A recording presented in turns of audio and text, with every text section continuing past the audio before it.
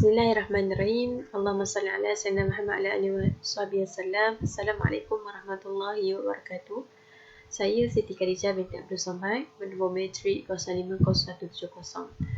Jadi pada pembentangan kali ini saya akan membentangkan mengenai hikam yang keempat, iaitu berkaitan dengan tadbir.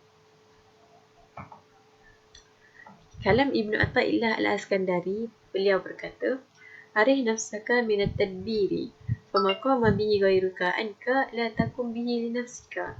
Yang membawa maksud, rehatkanlah dirimu dari mentadbir sesuatu yang telah diuruskan oleh Tuhan untuk kamu, dan setiap perkara yang Allah tentukan untuk orang lain tidak akan berlaku pada dirimu. Jadi apakah maksud tadbir menurut Imam Ibnu Athaillah Al-Askandari ini?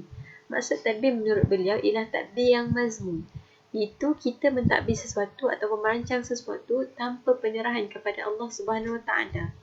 Dan tadbir di sini juga bawa maksud tadbir diri sendiri, iaitu merasakan seolah-olah sesuatu yang kita dapat ataupun sesuatu yang kita peroleh itu adalah hasil daripada perancangan kita semata-mata tanpa berbalik kepada Allah Subhanahu Wa Taala. Dan ini adalah tadbir yang mazmum. Jadi bagaimana cara tadbir yang sepatutnya? Tadbir yang sepatutnya adalah kita merancang sesuatu, mentadbir sesuatu bersama dengan penyerahan kepada Allah Subhanahu Wa Taala.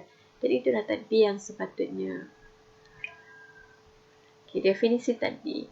Tadbir daripada segi bahasa membawa maksud merancang ataupun meneliti terhadap sesuatu perkara dan melihat kesudahannya. Dan daripada segi istilah pula, menurut Imam Ahmad Zarruq, beliau mengatakan tadbir ialah kita menguruskan ataupun merancang sesuatu perkara yang akan berlaku pada masa akan datang dengan mengharapkan agar ianya berlaku ataupun mengharapkan agar ianya tidak berlaku dengan jazam, iaitu tanpa penyerahan kepada Allah SWT, bukan dengan cara yang tafwid, iaitu menyerahkan urusan tadbir kepada Allah SWT. Dan Imam Ahmad Zarruq membagikan tadbir dengan tafwid ni kepada 3, iaitu yang pertama, tadbir dengan tafwid berkaitan dengan perkara ukhrawi, dikenali sebagai niat yang baik. Yang kedua, tadbir dengan tafwid berkaitan dengan perkara tabi'i, tuntutan diri, dikenali sebagai syahwat. Dan yang ketiga adalah mentadbir dengan tafwid berkaitan dengan perkara duniawi, dan ini dikenali sebagai cita-cita ataupun angan-angan. Okay, bahagian tadbir.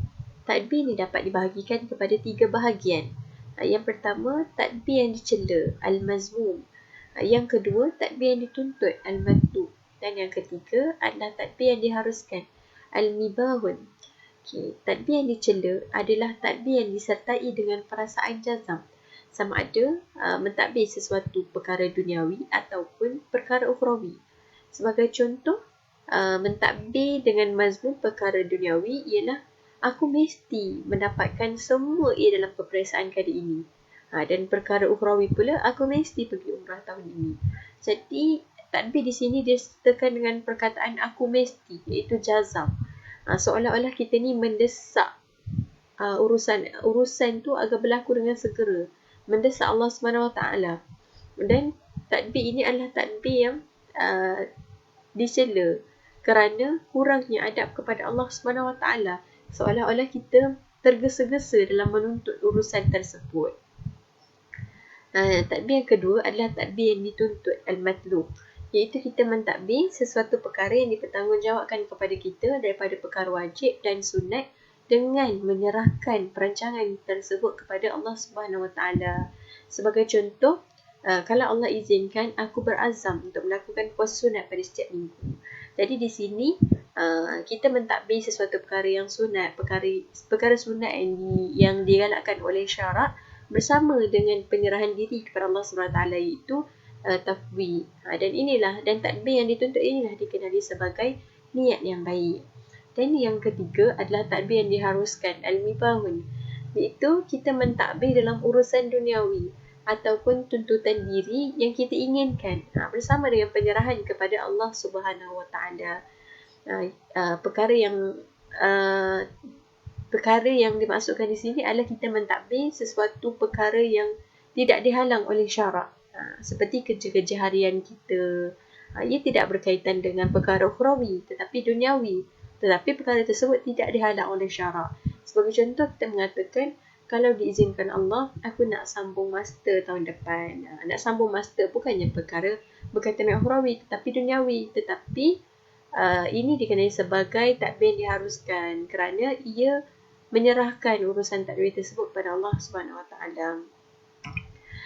Okey. Jadi, adakah perlu takbir dalam kehidupan ni? Ya, takbir perlu dalam kehidupan. Sebagaimana Nabi SAW bersabda, takbir adalah sebahagian dari kehidupan. Dari sabda Nabi ini jelas menunjukkan kepada kita bahawa sangat perlu kita mentadbir ataupun merancang urusan dalam kehidupan kita ni, tetapi dengan syarat menyerahkan urusan tersebut kepada Allah Subhanahu Wa Taala. Iaitu janganlah diulang-ulang berkata, aku mesti dapat, aku mesti boleh. Tetapi kita serahkanlah urusan tersebut kepada Allah SWT. Kita hanya mampu merancang, tetapi Allah yang menentukan segala-galanya. Dan diingatkan sekali lagi bahawa takbir ini adalah perkara yang berkaitan dengan urusan hati. Bagaimana penyerahan hati kita kepada Allah SWT setelah kita merancang. Okey, tanda takbir kerana Allah. Apa tanda kita ni mentadbir kerana Allah SWT? Adalah apabila sesuatu terjadi, itu tidak sama dengan apa yang dikehendaki oleh kita, tetapi kita tidak merasa gelisah, bahkan reda. Sebagai contoh, kita mengharapkan agar kita mendapatkan berjaya dalam peperiksaan kali ini. Tapi tiba-tiba Allah takdirkan kita ni gagal. Tapi kita tidak gelisah dengan urusan dengan keputusan tersebut. Malah kita terima dengan redha. Inilah tanda kita takbir kerana Allah SWT. Jadi itu sahaja daripada saya. Sekian, terima kasih.